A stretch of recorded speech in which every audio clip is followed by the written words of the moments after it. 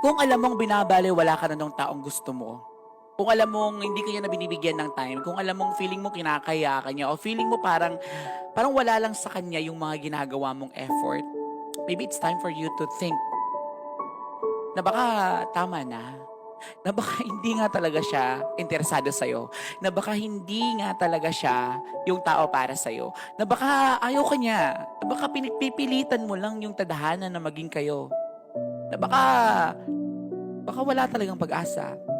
Always remember this. You deserve better at kamahal-mahal ka.